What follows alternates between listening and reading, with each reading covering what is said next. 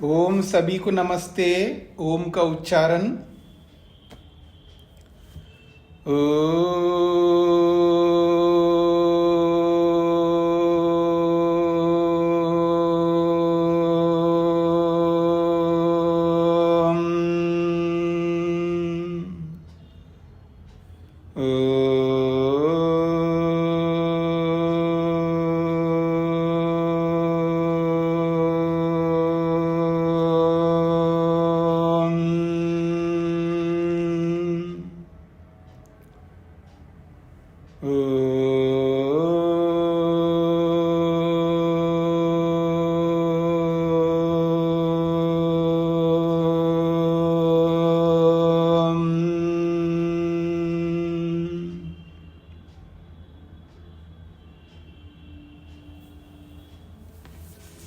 न्याय दर्शन की 171वीं कक्षा है। तीसरे अध्याय के प्रथम आह्निक के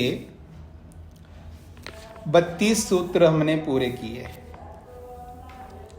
प्रसंग चल रहा है इंद्रियों का और विषय है क्या इंद्रियां भौतिक है या अभौतिक है। इसको मैं और थोड़ा स्पष्ट कर देता हूं। इंद्रियां भूतों से बनी हुई है। भौतिक का मतलब है भूतों से बनी हुई हैं, या यूं कहूं ये जो दृष्टिगोचर आते हैं, जो भी दिखाई देते हैं, जिसमें विशेष रूप से रूप विराजमान है, रूप वाली वस्तुएं जो आंखों से दिखती है। तो जो आंखों से दिखने वाली वस्तु है जिसमें रूप भी होता है, ठीक है, जिसमें गंध भी होता है, स्पर्श भी होता है, रस भी होता है। तो जो आंखों से दिखने वाली वस्तु हैं भौतिक, और जो आंखों से दिखाई नहीं देती हैं वो अभौतिक। इतना सीमित रखते हुए ये प्रश्न समझना है।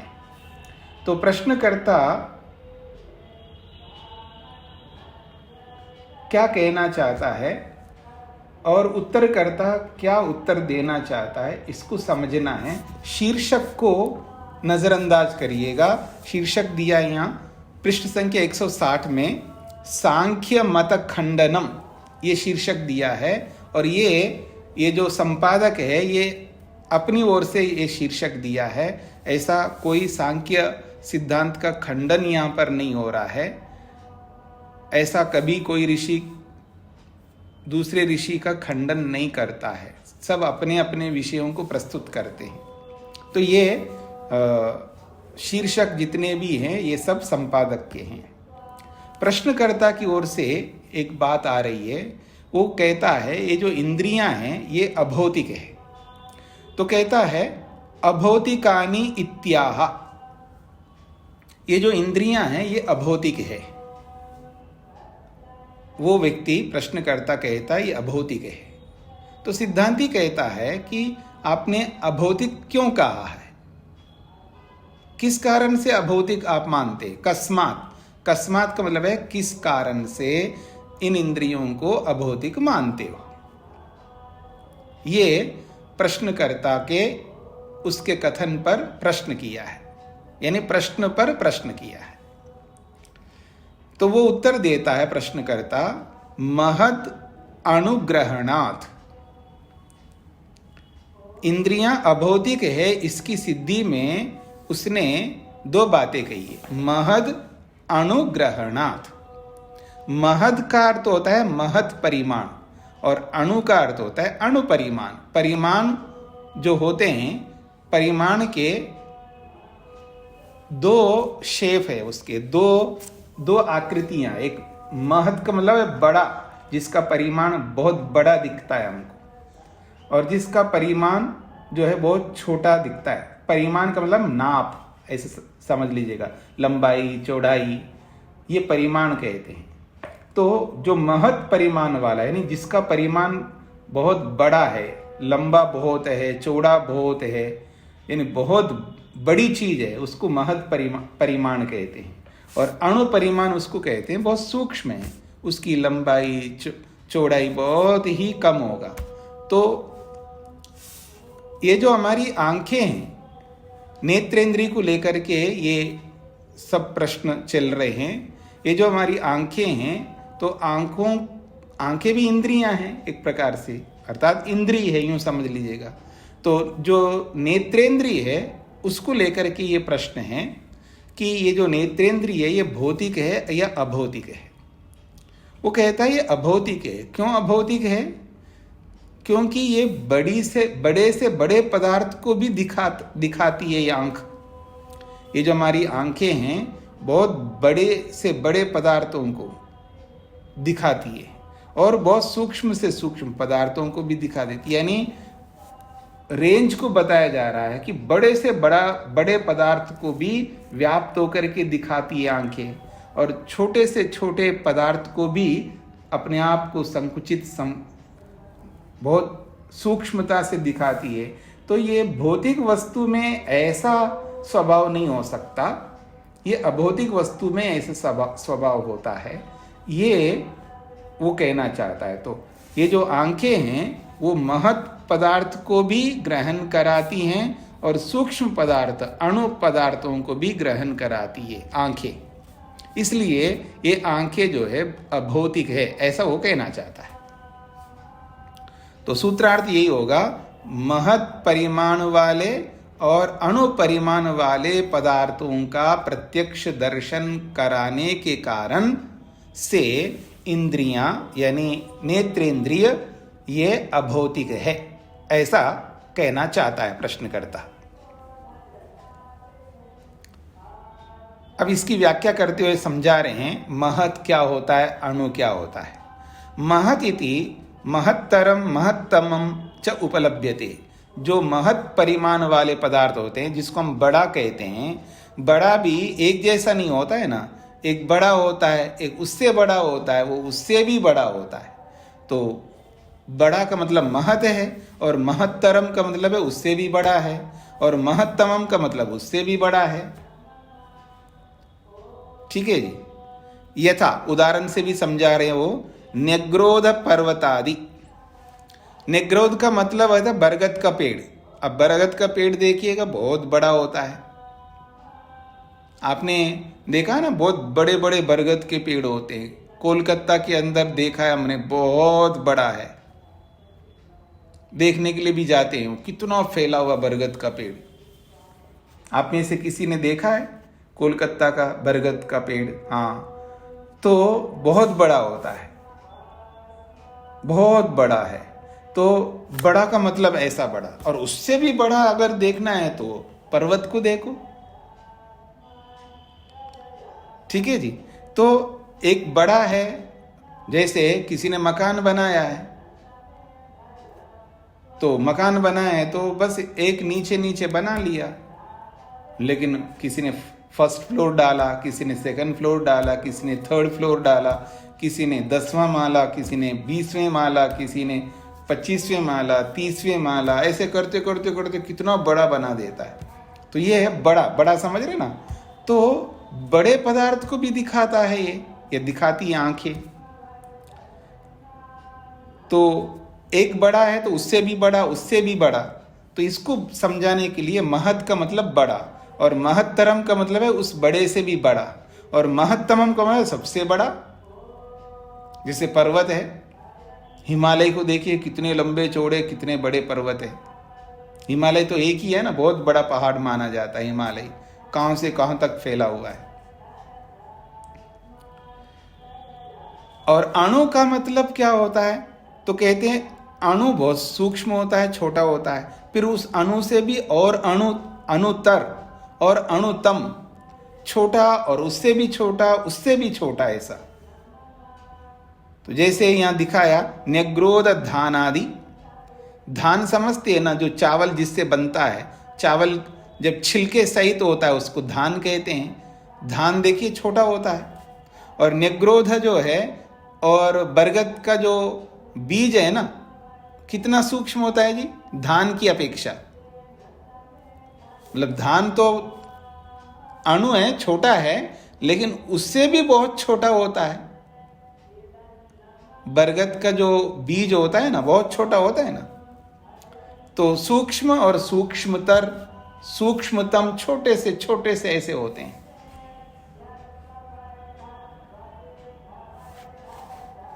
तद उभयम उपलभ्यमानम, अब कहते हैं तद उभयम उपलभ्यमानम चक्षुषो भौतिकत्वम बाधते। तो कहते तद उभयम उपलभ्यमानम चक्षुषा, आंख से वो दोनों ही उपलब्ध होते हैं, यानी आंख से उन दोनों को हम देखते हैं, यानी छोटे से छोटे को भी देखते हैं, ठीक है जी, और बड़े से बड़े को भी देखते हैं। इससे पता लगता है कि आंख जो है भौतिक तो नहीं हो सकता, इसलिए भौतिकत्व को यह खंडित करता है, छोटापन और बड़ेपन को दिखाना। भौतिक वस्तु ऐसा नहीं होती है, वो भौतिक वस्तु तो जितनी होती उतनी ही परिमाण से वो अपने आप को प्रकट करती है, ये इसका अभिप्राय है। भौतिकम ही यावत तावदेव व्याप्नोति, उसी बात को कहा, भौतिक वस्तु तो जितनी होती है उतना ही वो व्याप्त होकर के रहती है, अभौतिक ही व्याप्त होती है, फैलती है, ये उसका तात्पर्य है। तो भौतिकम ही यावत तावदेव व्याप्नोति, भौतिक वस्तु तो वो जितनी होती उतनी व्याप्त होकर के रहती है। अभौतिकम तो विभुत्वात् सर्वव्यापकमिति, लेकिन जो अभौतिक जो होता है वो विभु होता है, व्यापक होता है, इसलिए सर्वव्यापकम, पूरा व्याप्त होता है। आप बहुत ऊंचे बिल्डिंग में मान लो बुर्ज खलीफा पर खड़े होकर के, सबसे ऊपर चोटी तक पहुंच करके आप खड़े होकर के देखिएगा, अब पूरी सिटी चारों ओर से आपको दिखाई देगी, दूर दूर तक, बहुत दूर तक देख सकते हैं। कितना व्यापक है देखिएगा, कितना दूर तक आप देख सकते हो, उतने दूर तक देख सकते हो। ऊंचे पहाड़ पर मान लो आप हिमालय पर खड़े होकर के, सबसे ऊंचा है ना, वहां खड़े होकर के फिर देखना, समझ रहे ना मेरी बात। या हेलीकॉप्टर में जब जाते हैं, हाँ, तो फिर वहां से बाहर निकल करके, खिड़की से बाहर निकल करके देखना, फिर खिड़की खोलो हेलीकॉप्टर से, चोपर में बैठो और ऊपर जाओ और फिर उसको खोल करके फिर चारों ओर नजर डालो। विमान में नहीं डाल सकते, वहां खोल नहीं सकते विमान में, ठीक है ना, विमान में तो नहीं खोल सकते, चोपर में तो भले ही खोल सकते हो आप, वो भी एक सीमा तक ऊपर जा करके, उसको भी बहुत ज़्यादा ऊंचा ले जा करके खोलेंगे तो समस्या होगी, लेकिन एक सीमा तक ऊपर जा करके उसको खोल करके देख सकते हैं। अब चारों ओर नज़र डालो, कितने दूर दूर तक देख सकते हैं। तो हमारी आंखें जो है ना, वो पूरा फैल करके सब तक पहुंच करके दिखा रहे हैं, ये कहना चाहते हैं। ये अभौतिक है इसलिए ऐसा दिखा सकते हैं। भौतिक वस्तु तो जितनी होती उतनी व्याप्त होती है, ऐसे ऐसे फैल नहीं सकती है, ऐसा उसका कहने का अभिप्राय है। तो ये प्रश्नकर्ता ने अपनी ओर से इसको अभौतिक सिद्ध करने का प्रयास किया। अब सिद्धांती अपनी ओर से कहते हैं, ना, आपने ये जो बात कही है कि नेत्रेंद्री जो है ये अभौतिक है, ये बिल्कुल आपने गलत बात कही है। और जो आपने उदाहरण दिए है ना, महद अणुग्रहण मात्रात अभौतिकत्वम विभुत्वम च इंद्रियानाम शक्यम प्रतिपत्तुम, उसने कहा बहुत बड़ी वस्तु को या बहुत छोटी वस्तु को दिखाने मात्र से, महद अनुग्रहण मात्रा, महत वस्तु को अणु वस्तु को दिखाने मात्र से उस नेत्रेंद्रिय को अभौतिक सिद्ध करना, विभु सिद्ध करना, ये इंद्रियों के विषय में शक्य नहीं है। ये उसको अभौतिक के रूप में प्रतिपत्तुम सिद्ध करने में ये समर्थ नहीं है तुम्हारा ये हेतु। आपने जो हेतु दिया है ना कि बड़े बड़े पदार्थ को या छोटे पदार्थ को, बड़ी वस्तु को छोटी वस्तु को वो आंख दिखाती है इसलिए ये अभौतिक है, तो ये जो हेतु आपने दिया है बड़ी वस्तु को छोटी वस्तु को दिखाने के कारण से ये अभौतिक है, ये वाला हेतु आपका उचित नहीं है। इदम खलु उस बड़े पदार्थ को छोटे पदार्थ को दिखाने का जो कारण है वो हम बताते हैं आपको।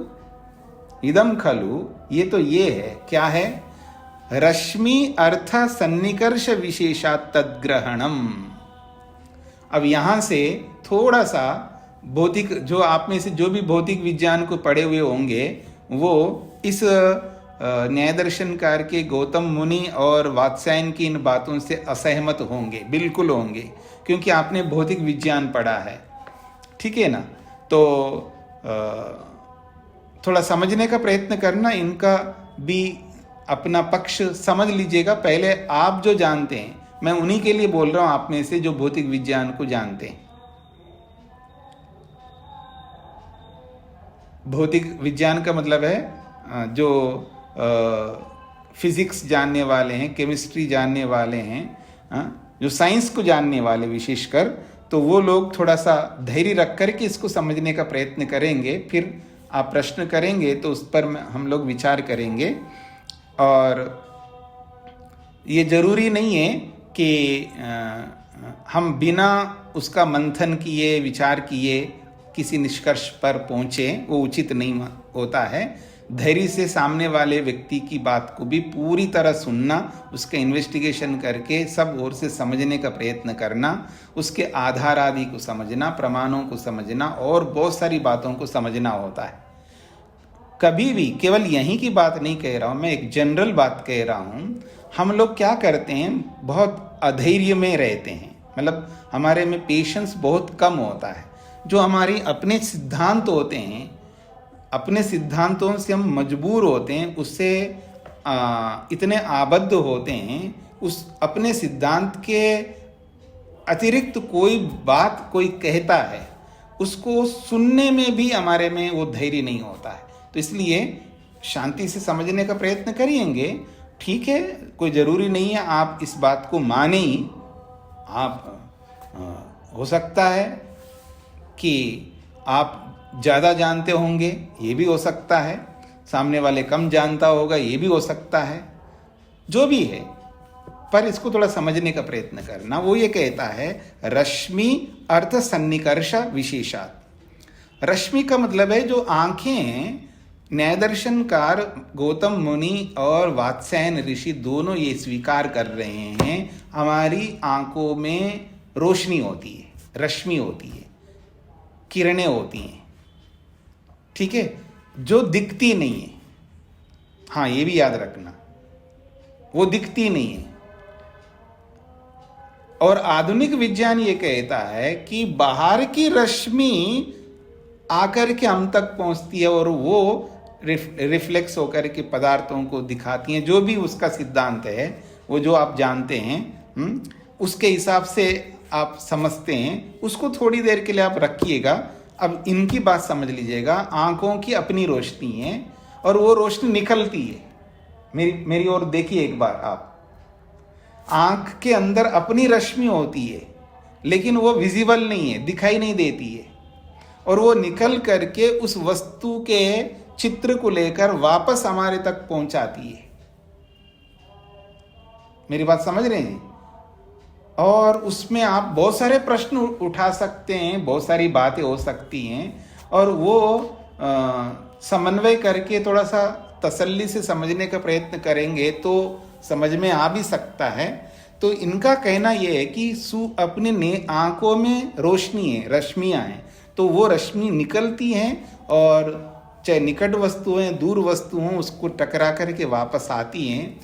तो वो दो बातें पास में है तो उसको हमारे को कोई समस्या नहीं होती, लेकिन दूरस्थ है तो उसके लिए वहाँ तक जाने में, फिर वापस लौट के आने में कुछ तो वक्त लगता है, और उसमें वो वक्त तो दिखता नहीं हमको, तो तुरंत दिखता है। ऐसी बहुत सारी बातें आप समझेंगे। तो भाई बाहर का प्रकाश भी ला रहा है, हमारे तक ला ही रहा है, और हमारा ही प्रकाश भी जा रहा है और पकड़ करके ले रहेगा। जो भी समझ सकते हैं आप लोग थोड़ा सा। जैसे सूर्य को हम देखते हैं तो सूर्य की रश्मियाँ आ ही रही, निरंतर आ ही रही। तो जब हम सूर्य को देख रहे होते हैं, वो कौन से सूर्य को देख रहे होते हैं? कौन से सूर्य का मतलब आप थोड़ा समझने का प्रयत्न करना, थोड़ा सूक्ष्मता से। जो सूर्य दिखता है हमको, मान लिए आप जब देख रहे हैं, जिस वक्त देख रहे हैं, वो जो सूर्य दिखाई दे रहा है वो पहले का सूर्य होता है। पहले का मतलब है, मान लीजिएगा आप जिस क्षण में देख रहे हैं उस क्षण का सूर्य नहीं है, वो उससे कई क्षणों के पहले का होता है, याद रखना।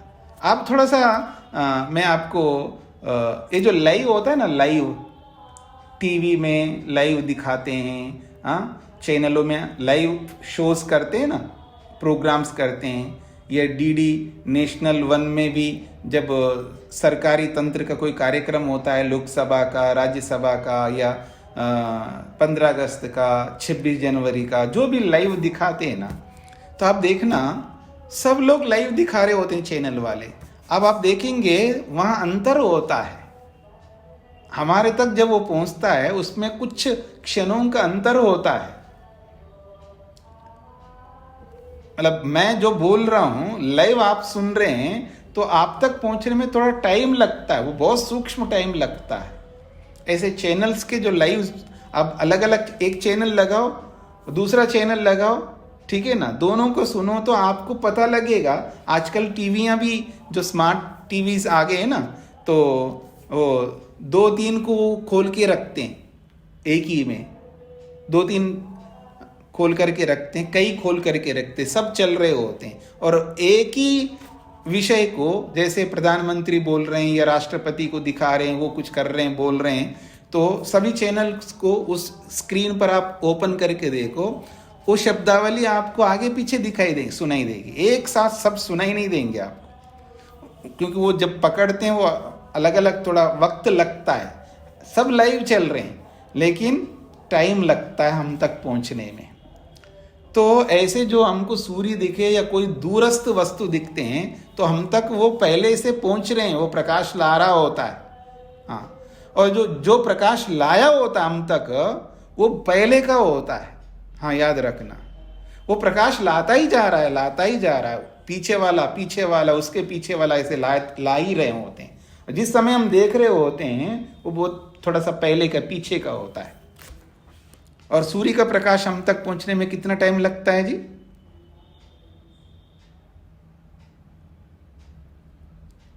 कितना? 5 और 3 8 मिनट शायद। 8 मिनट। हाँ, तो आप जब सूर्य को देखेंगे 8 मिनट पहले का सूर्य होता है वो। कुछ समझ रहे हैं ना आप लोग? 13 सेकंड। जितना भी हो मान लीजिएगा वो जितना पहले का होता है तो उतने पहले के सूर्य को देख रहे हो। तो वर्तमान का सूर्य है ही नहीं, वर्तमान के सूर्य हम देख नहीं सकते। तो आज का साइंस यही कहता है वो स्वयं ला रहा होता है प्रकाश, उसके चित्र को, उसकी आकृति को वो स्वयं ला रहा है। और ऐसे ही हमारी जो आंखों में भी रोशनी है, ये महर्षि गौतम और महर्षि वात्स्यायन कहना चाहते हैं। अब समस्या है कि आधुनिक विज्ञान तो बाहर की रोशनी ही हमको दिखा रहा है और ये कहते हैं हमारी अपनी रोशनी होती है। और मैं थोड़ा इसका समन्वय करूं, वो भी ला रहा है और हमारा भी जा रहा है, और बीच में जहां भी दोनों कर लें और वापस दिखा रहे हैं, ऐसा भी हो सकता है। पर हमारी रोशनी में वो विजिबिलिटी नहीं है, ये हमको समझना है। वो कैसे समझना है, यहाँ समझाने का बहुत कुछ प्रयास किया है महर्षि वात्स्यायन ने। तो रश्मि अर्थ सन्निकर्ष, रश्मि का मतलब है आंख की रश्मि, नेत्र की रश्मि और बाहर स्थित वस्तु, इन दोनों का परस्पर सन्निकर्ष विशेष होने पर, अर्थात दोनों एक दूसरे के साथ जुड़ जाने पर। जैसे इंद्रियार्थ सन्निकर्ष समझे ना आपने, इंद्रियार्थ सन्निकर्ष सुनते हैं ना आप लोग, यानी इंद्रिय का और बाहर स्थित वस्तु के साथ संयोग होता है, तब उसका ग्रहण हमें होता है, उसका दर्शन हमें होता है। जैसे गंध के साथ नासिका रूपी घ्राणेन्द्रिय के साथ जब सन्निकर्ष होता है तो दोनों जब मिल जाते हैं, उसका सन्निकर्ष का मतलब संयोग होता है, तब उसका ज्ञान होता है हमको, चाहे वो रूप का हो, रस का हो, गंध का हो। कुछ विषय जो है हमारे तक आते हैं, कुछ विषयों तक हमें पहुंचना पड़ता है। जैसे आपको स्पर्श करना है किसी वस्तु को, तो आप उसके ऊपर जाकर के स्पर्श करो, तो स्पर्शेंद्रिय को वहां ले जाना होगा आपको, जिस वस्तु को आप स्पर्श करना चाहते हो, ठीक है ना। कुछ तो हम अपने आप इंद्रियों को वहाँ तक पहुँचना होता है और कुछ अपनी इंद्रियों तक आकर के वो जुड़ते हैं। जैसे शब्द है, नेत्रेंद्रिय श्रोत्रेंद्रिय के पास आकर के शब्द आता है तब हमको सुनाई देता है। तो शब्द के साथ श्रोत्रेंद्रिय का सन्निकर्ष का मतलब संयोग होता है, तब जाकर के हमको सुनाई देता है। तो ये जो संयोग है इसी को सन्निकर्ष कहते हैं। तो हमारी आंख की रश्मि है, उसका और अर्थ के साथ जब संयोग होता है यही सन्निकर्ष विशेष है। इससे तद ग्रहणम, उस वस्तु का ग्रहण होता है, यानी उस वस्तु का प्रत्यक्ष होता है। यानी नेत्र की रश्मि और अर्थ के साथ जब संयोग होता है तब उस वस्तु का प्रत्यक्ष होता है, ये यहां पर कहना चाहते हैं। सूत्रार्थ है रश्मि अर्थ सन्निकर्ष विशेषात्, नेत्र की रश्मि और बाहर स्थित वस्तु के साथ विशेष सन्निकर्ष होने से तदग्रहणम, उस वस्तु का ग्रहण होता है, ये सूत्रार्थ है। हाँ जी, क्या पूछा आपने? अंधे के आंखों में जो रश्मियां काम, ये दोनों प्रकार की रश्मियां नहीं काम करती। वो रश्मियां नहीं है इसलिए तो दिखाई नहीं दे रहा है उसको। आप यूं समझ लीजिएगा, उसके और भी कारण हो सकते हैं। मतलब उसकी रश्मियां नहीं है कहिएगा, उसका जो भी कमी है वो नहीं, उसके अंदर ऐसा जो देखने की स्थिति है, मैं यही मोटे तौर पर आपको बता सकता हूं कि वो रश्मियां काम नहीं कर रही है, उसकी दिखाने वाली जो रश्मियां जो है उसकी काम नहीं कर रही, इसलिए उसको दिखाई नहीं देता, ऐसे समझ लीजिएगा। ठीक है, धन्यवाद जी। हाँ जी, हाँ जी। आवरण अनुमेयत्वे सति इदम आह। अब प्रश्नकर्ता कहता है आप तो अपनी बात ऐसे बोल रहे हो जो हम मान कैसे सकेंगे कि आवरण के कारण से उसकी रश्मियां है, ऐसा आप अनुमान कर रहे हैं।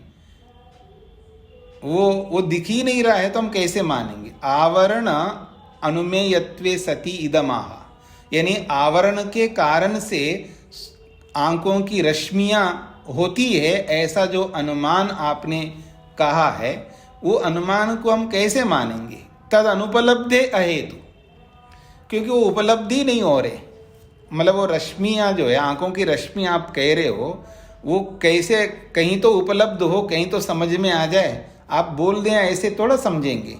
तो अनुमान करने योग्य जो आंखों की रश्मियां हैं उसकी उपलब्धि नहीं होती है, इसलिए उपलब्धि ना होने के कारण से आपने जो हेतु दिया है वो अहेतु, वो हेतु नहीं है, ऐसा वो कहना चाहता है। तद अनुपलब्धे अहेतु, तद का मतलब है आंख की रश्मि उपलब्ध ना होने से, आंख की रश्मि को ना जान, आंख की रश्मि को किसी भी प्रमाण से जाना नहीं जा रहा है, इसलिए आंखों में रश्मि होती है, इसलिए वो ऐसा होता है। ऐसा आपने जो हेतु दिया है वो हेतु उचित नहीं है। तो तद अनुपलब्धे अहेतु, उसकी उपलब्धि ना होने से वो हेतु आपका हेत्वाभास है, ऐसा वो कहना चाहता है। रूप स्पर्शवद्धि तेजः, वो क्या कहना चाहता है प्रश्नकर्ता कि तेज का एक स्वभाव है। तेज का मतलब प्रकाश, तेज का अर्थ यहाँ प्रकाश है, तो प्रकाश का अपना एक स्वभाव है। क्यों, क्या स्वभाव है? रूप स्पर्शवद्धि, क्योंकि प्रकाश में दो चीजें हैं, एक रूप है और एक स्पर्श है। प्रकाश में जो है ये दो गुण विशेष होते हैं, रूप भी होता है उसमें प्रकाश में और स्पर्श भी होता है। और वो वस्तु हमें दिखाई देती है जिस वस्तु में कुछ शर्तें होनी चाहिए। महत्वात् अनेक द्रव्यत्वात् रूपवत्वाच्च उपलब्धि इति। वो कहता है कोई वस्तु दिखाई दे हमको, हर कोई वस्तु दिखाई नहीं देती है, लेकिन वही वस्तु दिखाई दे सकती है जो महत्वात्, महत् परिमाण वाला होना चाहिए, जिसका परिमाण बड़ा होना चाहिए, वही दिखाई देगी। यानी अणु परिमाण, जो वास्तव में जिसको अणु कहते हैं ना, जो सूक्ष्म एटम है, वो तो हमको दिखता नहीं है। वो एक अणु है, वो दिखता नहीं है। अनेक अणुओं को मिलाएंगे, उसके परिमाण को बढ़ा दोगे तो वो महत् परिमाण बन जाएगा, तब जाकर के वो दिखेगा। तो कह रहे हैं महत्वात्, महत् परिमाण होना चाहिए। और अनेक द्रव्यत्वात्, उसमें अनेक द्रव्य होने चाहिए, अर्थात अनेक अवयव होने चाहिए, अनेक पार्ट्स होना चाहिए। जो आंखों से दिखने वाली वस्तु होगी वो बड़ी वस्तु होनी चाहिए और उसमें अनेक अवयव जुड़े होने चाहिए। तो महत् परिमाण वाला होना चाहिए, उसके अंदर अनेक द्रव्य, अनेक अवयव होने चाहिए, और उसके साथ साथ तीसरी बात है उसमें रूप भी होना चाहिए। 3 बातें। तो महत्वात् का मतलब है महत् परिमाण वाला होना चाहिए, और अनेक द्रव्यत्वात् अनेक अवयव रूपी द्रव्य होने चाहिए, और तीसरी बात है रूपवत्वात्, उसमें रूप भी होना चाहिए। तो उपलब्धि, तब जाकर के वो आंखों से वो दिखाई देगी। कोई भी वस्तु, उस वस्तु में रूप भी हो, उसमें अनेक अवयव भी होने चाहिए, और वो महत् परिमाण वाला होना चाहिए, तब उसकी उपलब्धि होती है। जैसा कि उदाहरण दिया है प्रदीपवत। प्रदीपवत प्रत्यक्षतः उपलभ्येता चाक्षुषो रश्मिर यदि स्यात् इति। जैसे प्रदीप, दीपक दिखाई देता है हमको, दीपक जो भी दिखाई देता है, जो दीपक जल रहा होता है वो हमें दिखाई देता है, तो उसमें ये तीनों शर्त लागू होते हैं। वो महत् भी है, बड़ा भी है दीपक, उसका परिमाण देखेंगे तो आपको बड़ा परिमाण दिखाई देगा, और अनेक द्रव्य उसमें होते हैं, अनेक अवयव है उसमें जुड़े हुए होते हैं, और रूप भी है उसके अंदर। अब कहते हैं यदि चाक्षुषो रश्मिर यदि स्यात्, यदि आंख की रश्मि यदि होती तो प्रत्यक्षता उपलभ्यता, उसको भी प्रत्यक्ष दिखाई देना चाहिए। वास्तव में अगर आप ये कह रहे हो कि आंख की रश्मि होती है, अगर रश्मि होती है तो उसको भी प्रत्यक्ष दिखाई देना चाहिए, जैसे दीपक की रश्मि दिखाई देती है। और वो दिखाई नहीं दे रही है, उपलब्धि नहीं हो रही है वो रश्मि, आंख की रश्मि, तो हम कैसे मानेंगे उसको? ये प्रश्नकर्ता कहना चाहता है। स्पष्ट हो गया जी प्रश्नकर्ता की बात। अब उत्तरकर्ता उसका समाधान करते हैं 36वें सूत्र में। न, आपने जो बात कही है तद अनुपलब्धे अहेतु, ये जो बात कही है यानी वो उपलब्ध ना होने से वो नहीं होता है और हमारा हेतु अहेतु है, ऐसी बात नहीं है। न अनुमीयमानस्य प्रत्यक्षतो अनुपलब्धि अभाव हेतु। अनुमीयमानस्य, जिसका अनुमान करना है ना, हम लोग जिस वस्तु का अनुमान करते हैं उसको अनुमीयमान कहते हैं, अर्थात अनुमान करने योग्य वस्तु। और यहाँ अनुमान करने योग्य वस्तु कौन है जी? आंख की रश्मि। तो अनुमीयमानस्य, जो अनुमान करने योग्य आंख की रश्मि है, वो रश्मि प्रत्यक्षता अनुपलब्धि, प्रत्यक्ष आंखों से हमें उपलब्ध नहीं हो रही है, इसलिए उसका अभाव है, ऐसा आप नहीं कह सकते। वो अभाव का कारण नहीं बन सकता, यानी आंखों से दिख नहीं रही है आंख की रश्मि इसलिए वो नहीं है, ऐसा बोलना तो उचित नहीं है। मतलब दिखाई न देने मात्र से आप उसको नकार नहीं सकते, ये इसका अभिप्राय है। तो अनुमान करने योग्य आंख की रश्मि प्रत्यक्ष नहीं दिखाई दे रही है, इसलिए वो अभाव है, ऐसा कहना उचित नहीं है। क्यों उचित नहीं है इसको समझ लीजिएगा।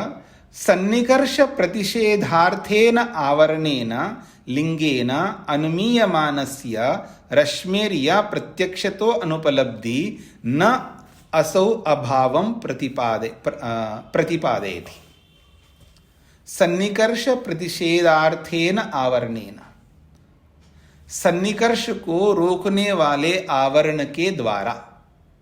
सन्निकर्ष का मतलब है संयोग, तो संयोग को रोकने वाला जो आवरण है, उस आवरण के द्वारा या उस आवरण रूपी लिंग के द्वारा अनुमीयमानस्य, अनुमान करने योग्य आंख की रश्मि, जो प्रत्यक्षता अनुपलब्धि, प्रत्यक्ष वो उपलब्ध नहीं हो रही है, इसलिए न असो अभावम, अब वो है ही नहीं है, ऐसा प्रतिपादित करना उचित नहीं है।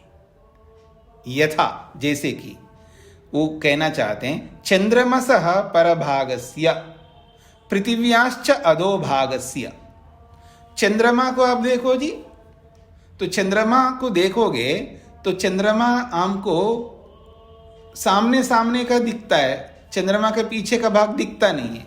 इसका मतलब नहीं दिखता इसलिए पीछे का भाग नहीं है, ऐसा थोड़ा कहोगे आप। मतलब न दिखने मात्र से वो नहीं है, ऐसा आप कैसे कह सकते हो। ऐसे ही पृथिव्याश्च अधोभागस्य, पृथ्वी जो है ऊपर ऊपर से दिख रही है, नीचे का भाग तो दिख ही नहीं सकती। पृथ्वी का नीचे का भाग दिखाई नहीं दे सकता, इसका मतलब पीछे का निचला भाग होता नहीं है। न दिखाई देने से वो नहीं है, ये कोई हेतु उचित नहीं है। अब ऐसा हेतु दो जिससे कि वो वस्तु नहीं है, प्रमाण से सिद्ध करो ना। केवल नहीं दिखाई देती इसलिए नहीं है, ऐसा नहीं कह सकते आप। ये सिद्धांति कह रहे। और एक बात, द्रव्य गुण धर्म भेदाच्च उपलब्धि नियमः, ये बहुत बड़ी विशेष बात कह रहे हैं, इसको समझने का प्रयत्न करना है। वो कहते हैं द्रव्य अलग अलग प्रकार के होते हैं, और द्रव्यों के जो गुण हैं उनमें भी अलग अलग स्वभाव होता है। द्रव्य के भी अलग अलग वेराइटी होते हैं और गुणों में भी अलग अलग वेराइटियां होती है। सब द्रव्य एक जैसे नहीं हो सकते और सारे गुण एक जैसे नहीं हो सकते। तो इसलिए कहते हैं द्रव्य गुण धर्म भेदात, द्रव्यों के और गुणों के धर्मों में भेद होने से, द्रव्यों में भी भेद होता है और उनके गुणों में भी भेद होता है। तो द्रव्यों और गुणों के धर्मों में भेद होने से उपलब्धि का अलग अलग नियम होता है। ये सूत्रार्थ है। द्रव्यों और गुणों के धर्मों में भिन्नता होने से उपलब्धि का मतलब उनके दिखाई देने का नियम भी अलग अलग होता है। भिन्न खलु अयम द्रव्य धर्मो गुण धर्मश्च, द्रव्यों का धर्म अलग होता है और गुणों का धर्म भी अलग होता है। ये कहना चाह रहे, भिन्न खलु अयम द्रव्य धर्म, अयम द्रव्य धर्म भिन्न, द्रव्य का धर्म अलग प्रकार का होता है, गुण धर्मश्च, और गुण का धर्म भी अलग होता है। यानी द्रव्यों के धर्म अलग, गुणों के धर्म अलग होते हैं। महद अनेक द्रव्यच्च, कोई महद द्रव्य है और अनेक द्रव्य वाला, यानी बड़ा भी है और अनेक अवयवों वाला है। लेकिन वो बड़ा होकर के, अनेक द्रव्यों वाला होकर के भी कई बार उसमें भेद भी हो जाता है। उसको कहते हैं विषाक्त अवयवम आप्यम द्रव्यम। विषाक्त अवयव, विषाक्त का मतलब है विभक्त हुआ अवयवों वाला। विषाक्त का अर्थ है या विभक्त, अलग हुआ। जैसे आप्यम का मतलब जलम, जल जो है ये महद परिमाण वाला है। जल जो है ना, जो हमको दिखाई देता है ना, तो जल जो दिखाई दे रहा है ये महद परिमाण वाला है और अनेक अवयवों वाला भी है, यानी जल की अनेक कण है उसमें और महद परिमाण वाला है, इसलिए तो दिखता है आपको। अब वो जो महद परिमाण वाला है, अनेक द्रव्य वाला है, लेकिन उसमें जो अवयव है जब वो विभक्त हो जाते हैं, टूट जाते हैं, अलग हो जाते हैं, बिखर जाते हैं, तो वो जो जल वाला, जो जल रूपी द्रव्य जो है वो प्रत्यक्ष तो ना उपलभ्यते, वो प्रत्यक्ष दिखाई नहीं देता है। मेरी बात समझ रहे हैं जी? ये जो जल दिखाई दे रहा है ना हमको, और वो जल जो है, उस जल में दो बातें हैं, एक महत् परिमाण है और अनेक अवयव हैं, इकट्ठे हैं, तब हमको आंखों से दिखाई देता है जल। लेकिन वो जो अनेक अवयव है वो बिखर जाए, और बिखर जाते ही फिर वो जल हमको दिखाई नहीं देता। लेकिन स्पर्शस्तु शीतो गृह्यते, और जल का जो गुण है वो शीतल है, यानी पानी का जो स्वभाव है वो शीतल है, शीतलता है उसमें। लेकिन उसका शीतल स्पर्श तो हमको दिखाई देता है, यानी शीतल स्पर्श अनुभव में आ रहा है, लेकिन उसका रूप दिखाई नहीं दे रहा है। यानी वो द्रव्य दिखाई नहीं दे रहा है, लेकिन उसका गुण हमको अनुभव में आ रहा है।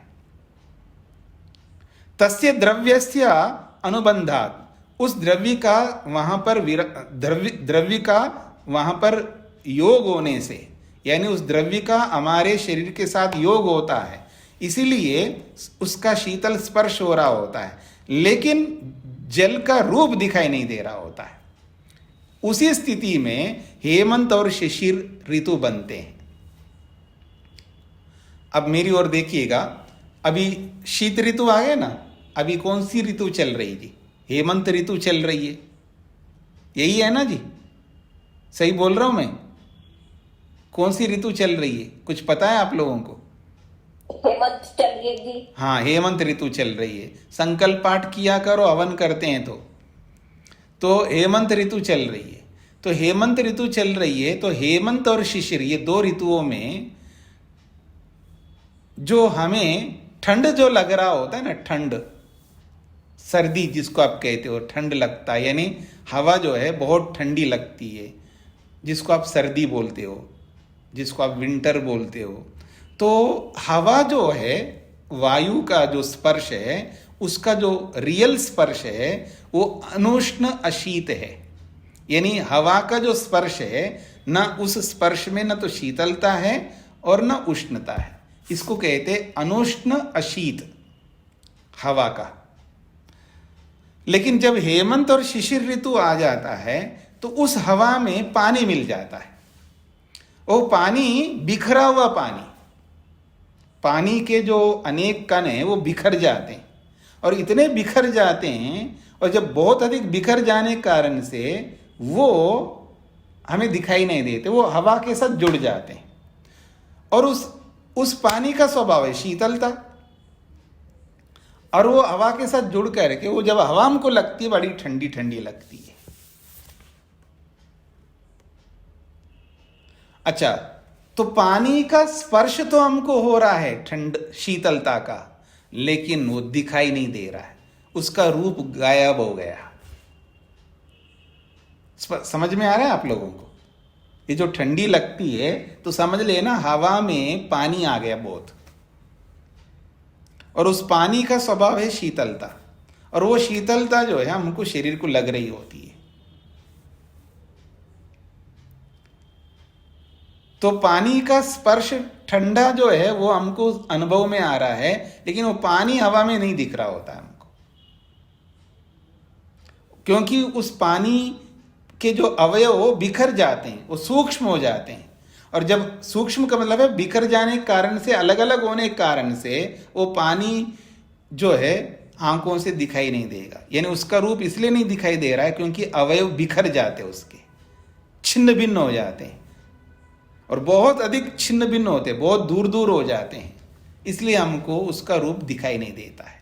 लेकिन उसका स्पर्श हमको अनुभव हो रहा है वायु के माध्यम से, क्योंकि वो पानी वायु में मिल जाता है। अब पानी मिल जाता है, ऐसे मोटी भाषा में बोल रहा हूँ, अब इसको ऐसे समझ लीजिएगा, पानी जब बिखर जाता है तो सूक्ष्म हो जाते हैं। बिखरते का मतलब उसके अवयव बहुत सूक्ष्म रूप में बदल जाते हैं, बिखरने के कारण से अलग अलग हो जाते हैं, तो बहुत सूक्ष्म होते हैं, वो उड़ने लगते हैं, वो पानी के साथ भी उड़ करके जा रहे होते हैं। हाँ, बहुत सूक्ष्म हो जाते हैं ना, जैसे हवा आ रही होती है ना, हवा में तो गंध जो होती है ना, गंध, वो भी हवा में आ जाती है गंध, इसलिए हमको कहीं से स्मेल आ जाती है, सुगंधी हो या दुर्गंधी हो, जो भी है वो भी हवा में आ जाता है। गंध भी आती है ना, हवा के साथ में जुड़ जाती है। हवा के अंदर गंध थोड़ा है, हवा में केवल स्पर्श गुण है, याद रखना। हवा में हवा का जो अपना गुण है उसका स्पर्श गुण है, और वो स्पर्श भी ना तो उष्ण है ना शीत है, अनुष्ण अशीत कहते हैं उसको। अब उस हवा में गंध भी आकर के जुड़ जाती है तो उसकी गंध हमको आ रही होती, उस हवा में पानी भी आकर के जुड़ जाता है तो उसकी शीतलता हमको लग रही होती। जब बहुत अधिक पानी आ जाता है सूक्ष्म रूप में, तब हमको ठंड लगने लगता है। तो वही कहना चाह रहे हैं कि जब विषाक्तावयवम आप्यम द्रव्यम, जलीय द्रव्य जब विषाक्त हो जाते हैं, यानी उसके अवयव बिखर जाते हैं, विषाक्त का मतलब है बिखर जाना, तो जब वो विभक्त होते हैं, बिखर जाते हैं, तो प्रत्यक्ष तो न उपलभ्यते, फिर वो जल प्रत्यक्ष आंखों से दिखाई नहीं देता है। स्पर्शस्तु शीतो गृह्यते, उसका स्पर्श तो, क्योंकि उसका स्पर्श तो शीत है, इसलिए हमारे को उसका शीत स्पर्श हमको अनुभव में आता है। तस्य द्रव्यस्य अनुबंधात, उसी द्रव्य के कारण से, यानी उस जलीय द्रव्य के कारण से, वायु में जलीय द्रव्य होने के कारण से हेमंत और शिशिर ऋतु बनते हैं।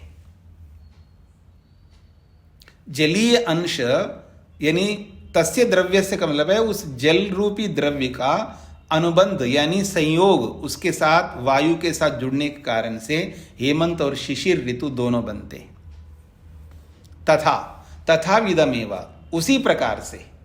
अब आते हैं जी तेजसम, अब रश्मियां हैं, सूर्य की किरणें हैं, रश्मियां, तेजसम द्रव्यम, और तेजस द्रव्य जो है उसकी रश्मियां हमको दिखाई देती है। देखिएगा सूर्य की किरणें जो है हमको दिखाई देती हैं, सूर्य का प्रकाश दिखाई देता है, और वो सूर्य का प्रकाश जो है जब बिखर जाता है, यानी उसके जो कण हैं, उसके जो अवयव है टूट करके बिल्कुल अलग अलग होते हैं, और अलग अलग होते ही इतने अलग हो जाते हैं उसका रूप भी दिखाई देना बंद हो जाता है।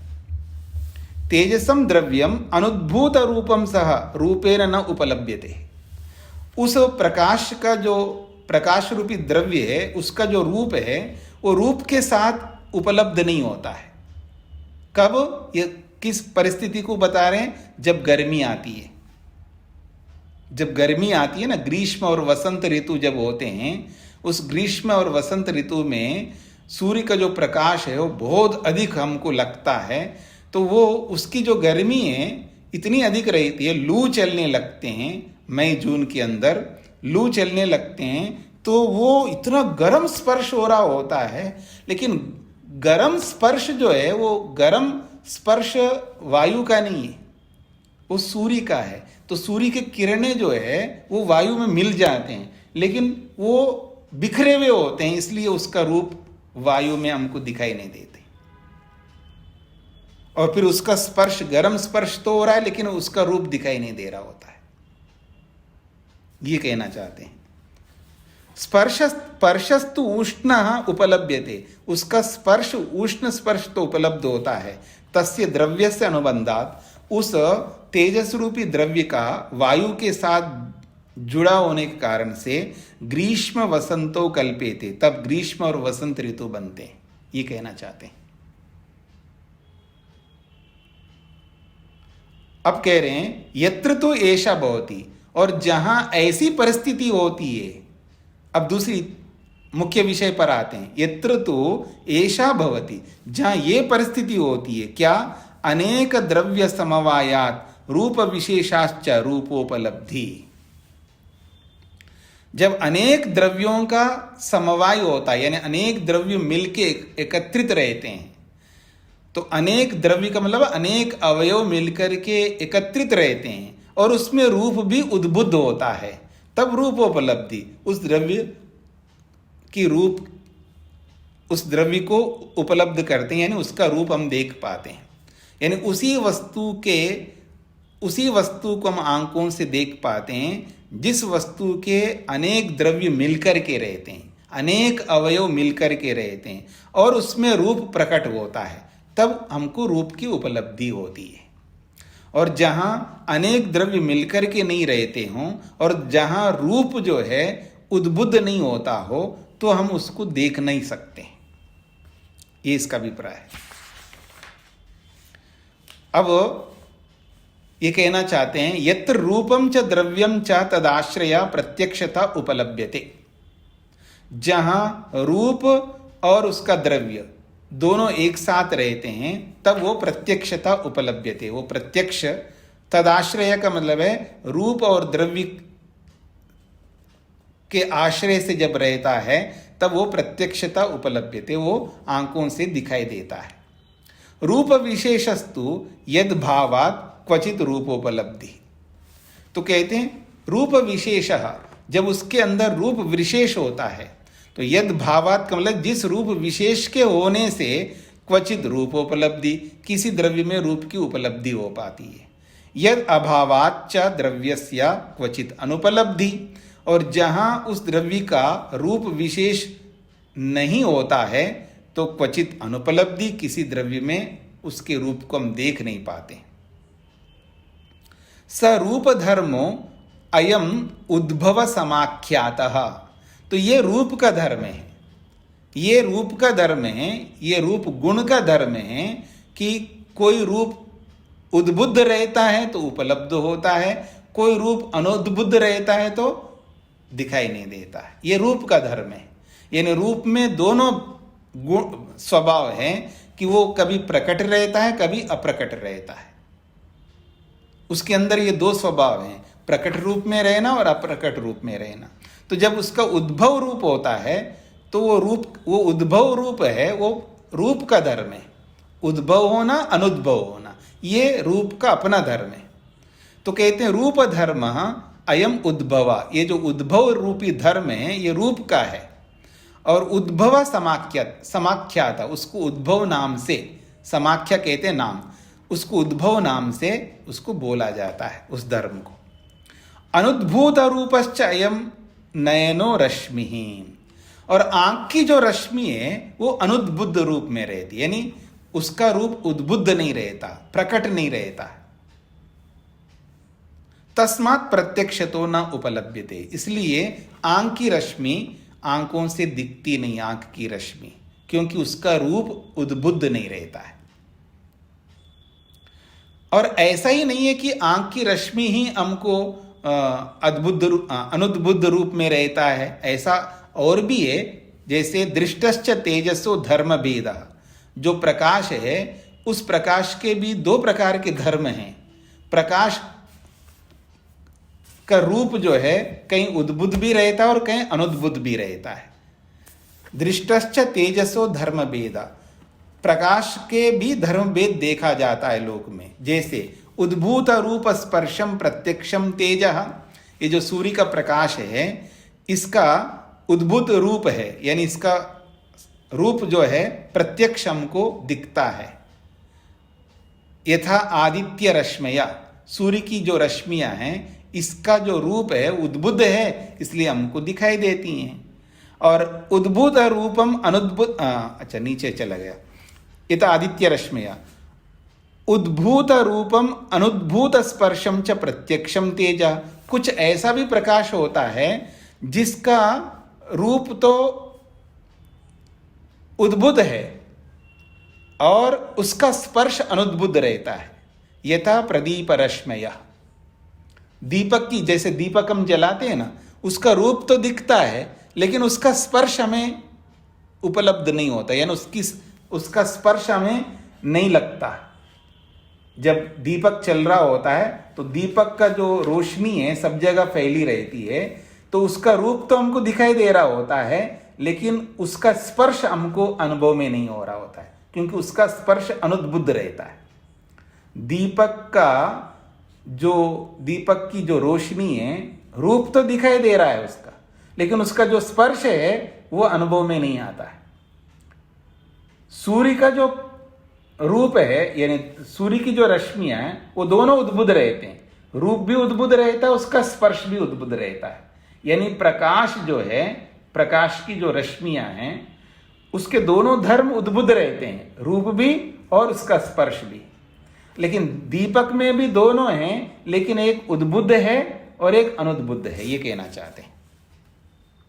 और उद्भूत स्पर्शम अनुद्भूत रूपम अप्रत्यक्षम, और कुछ जगह पर उद्भूत स्पर्शम, स्पर्श तो उद्बुद्ध है और रूप अनुद्बुद्ध है, इसलिए अप्रत्यक्षम, वो प्रत्यक्ष नहीं दिखता। यथा आबादी संयुक्तम तेजः, जब पानी में अग्नि प्रवेश करती है, पानी में अग्नि जब प्रवेश करती है तो उसका स्पर्श तो उद्बुद्ध है लेकिन उसका रूप उद्बुद्ध नहीं रहता वहां पर। जैसे गर्म पानी आप लेते हो ना, गर्म पानी, सर्दियों में गर्म पानी का प्रयोग करते हैं तो उसमें अग्नि प्रवेश हुई होती है, लेकिन उसका रूप आपको दिखता नहीं है, लेकिन उसका स्पर्श आपको दिखता है, अर्थात स्पर्श की अनुभूति होती है, लेकिन अग्नि का जो रूप है वो आपको दिखाई नहीं देता है। यानी उसका स्पर्श तो उद्बुद्ध रहता है, उसका रूप अनुद्बुद्ध रहता है जब पानी के अंदर अग्नि प्रवेश करती है। इसी प्रकार से अनुद्भूत रूप स्पर्शो अप्रत्यक्षश्च चाक्षुषो रश्मि, और आंख की रश्मि में दोनों ही अनुद्बुद्ध रहते हैं। यानी आंख की रश्मि में रूप भी अनुद्बुद्ध है और उसका स्पर्श भी अनुद्बुद्ध है, इसलिए आंख की रश्मि हमको पकड़ में नहीं आती है, फिर भी आंख के अंदर रश्मि है, ऐसा ये कहना चाहते हैं। अब इस पर जो भी प्रश्न आप लोग कर सकेंगे तो कल कर लीजिएगा, समय भी हो गया।